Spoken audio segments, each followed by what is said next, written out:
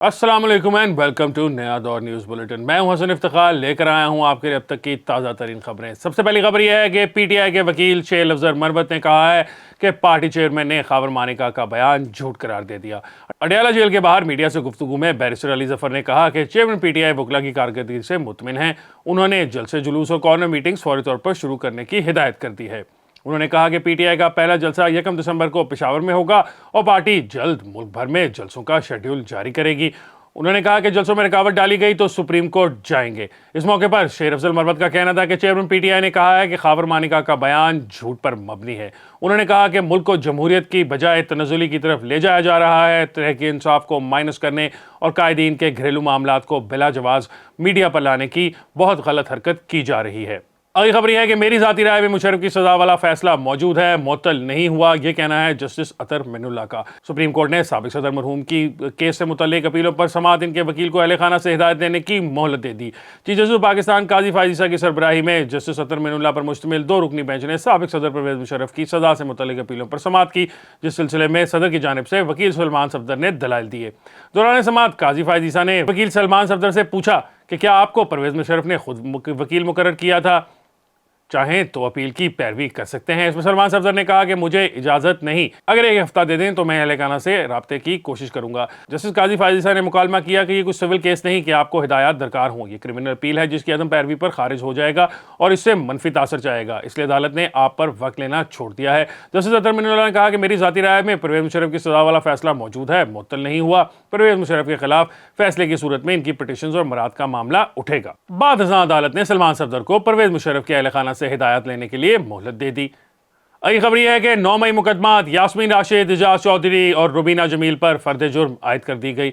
इंसदाद दहशतगर्दी अदालत ने 9 मई के मुकदमात में नामजद मुलजमान पीटीआई के 3 रहनुमाओं पर फर्द जुर्म आयद कर दी। लाहौर की इंसदाद दहशतगर्दी की अदालत में सानहा 9 मई के मुकदमात की समाअत हुई, जिसमें अदालत ने साबिक वजीर सेहत यास्मीन राशिद, एजाज चौधरी और रुबीना जमील पर फर्द जुर्म आयद कर दी। मुलजमान के खिलाफ थाना सरवर रोड में 2 मुकदमात दर्ज हैं, जिसमें अदालत ने फर्द जुर्म आयद की, तहां मुलजमान ने सेहत जुर्म से इंकार कर दिया। अदालत ने मुकदमे के गवाहान को 16 दिसंबर को बयानात रिकॉर्ड करने के लिए तलब कर लिया। मुकदमे की गुज़िश्ता समाअत में मुलजमान को चालान जारी किए गए थे और उनकी कॉपियां तकसीम की गई थी। और अगली खबर यह है कि एमक्यूएम पाकिस्तान के मजीद 23 रहनुमा पीपल्स पार्टी में शामिल हो गए। कराची में प्रेस कॉन्फ्रेंस करते हुए एमक्यूएम पाकिस्तान से ताल्लुक रखने वाले ख्वाजा सुहेल मंसूर, मुजम्मिल कुरैशी और सैफुल्लाह यार खान ने पीपल्स पार्टी में शमूलियत अख्तियार कर ली। कराची में प्रेस कॉन्फ्रेंस करते हुए पीपी रहनुमा सईद गनी ने कहा कि बदमाशी और गुंडागर्दी कबूल नहीं, कराची पर कब्जे की किसी को इजाज़त नहीं दी जाएगी। उन्होंने कहा कि एमक्यूएम से ताल्लुक रखने वाली शख्सियात आज पीपल्स पार्टी में हैं। पीपल्स पार्टी ने सियासी सरगर्मियाँ तेज़ की हैं, एमक्यूएम के साथी शामिल हो गए हैं। एमक्यूएम लोगों को खौफजदा कर रही है, जो मुनासिब नहीं। तमाम शहरों और सियासी वर्कर्स को आज़ादी हासिल है कि वो अपनी सियासत का तयन कर सकें। इस मौके पर एमक्यूएम से आने वाले ख्वाजा सुहेल मंसूर ने कहा कि एमक्यूएम के लोगों ने अपने घरों पर लोटे लटकाए, मेरा ख्याल है ये इंतखाबी निशान नहीं रखेंगे। एमक्यूएम के लोगों को बुखलाहट का शिकार है। कराची की हकीकी जमात पीपल्स पार्टी है, हर शख्स अपने दिल से आज़ाद है, किसी को गन पॉइंट पर गाड़ी में नहीं डाला जा रहा। सैफुल्लाह यार खान ने कहा कि हमारी अपनी शनाख्त है, हम शहरी और देही इलाकों का फ़र्क ख़त्म करना चाहते हैं। धमकी आमेज़ रवैयों के बारे में बताना चाहता हूं कि जहां से आप पढ़े हैं हम भी वहीं से पढ़े हैं।